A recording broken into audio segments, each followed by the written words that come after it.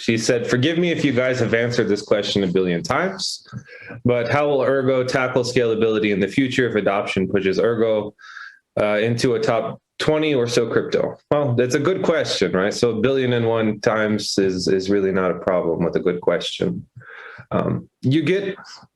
We need to take a step back, okay, and understand the systems that we're working with.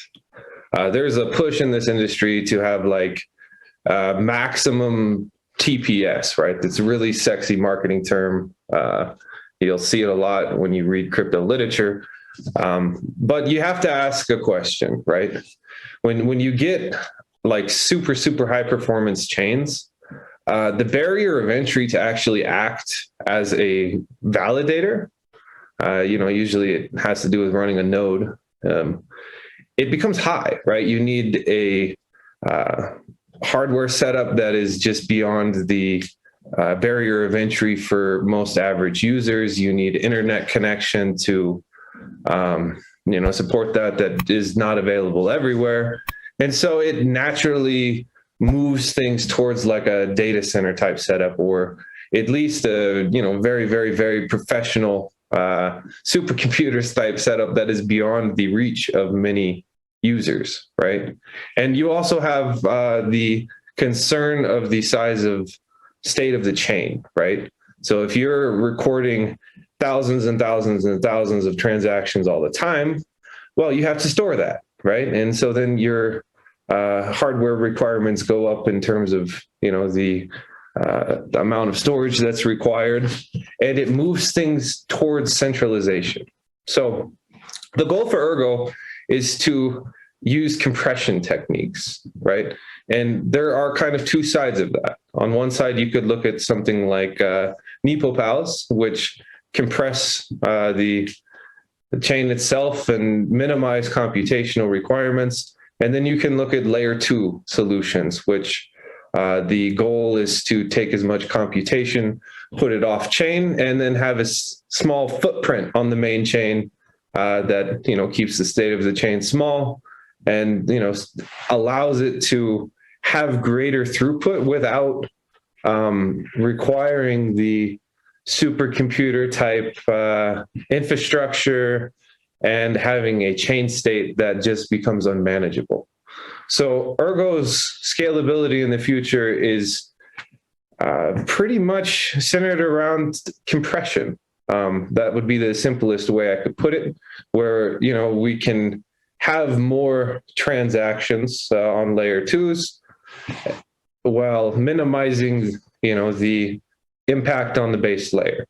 Now, if you look at, let's just say, networks in general, a centralized network is always going to outperform a decentralized network, right?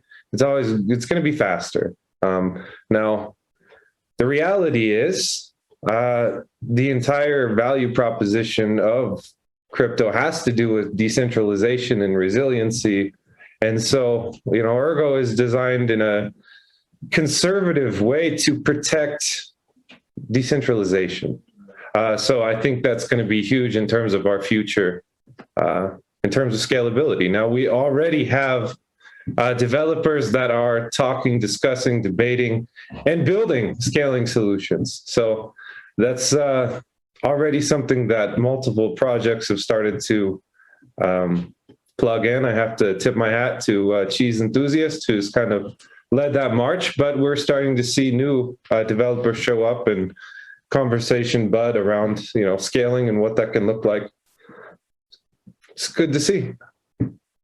I hope that billion and one answer helps. Yeah, I mean, just to add to that, I mean, again, Joe, you covered it pretty damn well. So the only thing I can kind of add to that is my own personal testimonial to what you were talking about as far as sales tactic of the TPS. And so I basically, one of the things that Zengate is we commissioned a technical feasibility report to basically show that the choices and make sure that the choices that we're making and our architecture are indeed the right ones, and they're the most optimal ones for what we're looking to build out. And so we did a comparative analysis of other blockchains as well compared to Ergo. And one of the things that was done at first in the report was that the person that made it is a very well respected academic. So this was just kind of something that we need to give direction on, because that's what we were looking for. But they just kind of put it in there, comparing it by just the amount of TPS. And then they put Ergo and Cardano in there, and they compared it to, these other protocols, compared to Algorand, which is also a good protocol. I like Algorand. Or they compared it to Solana, and they say, oh, well, these guys are doing, 1,000 transactions at TPS.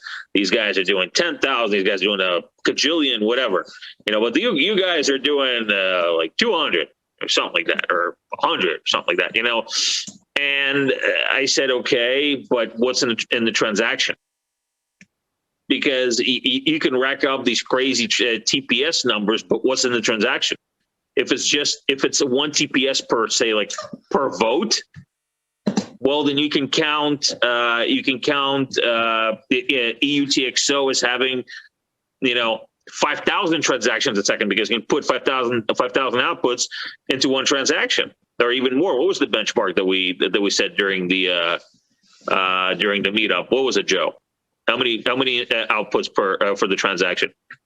I'm going to say 15K, but I'm not 100% sure. I'd have to double check. Well, enough to basically make my point. Yeah, it's something that's like a sexy flex, but the reality is, when you're talking about a live chain in the wild, you are going to have a variety of transactions that are a variety of sizes, right? So I don't know. It's something that it's like a good sales tactic, nice marketing technique, but it doesn't always translate even to reality. But it's a good question to discuss.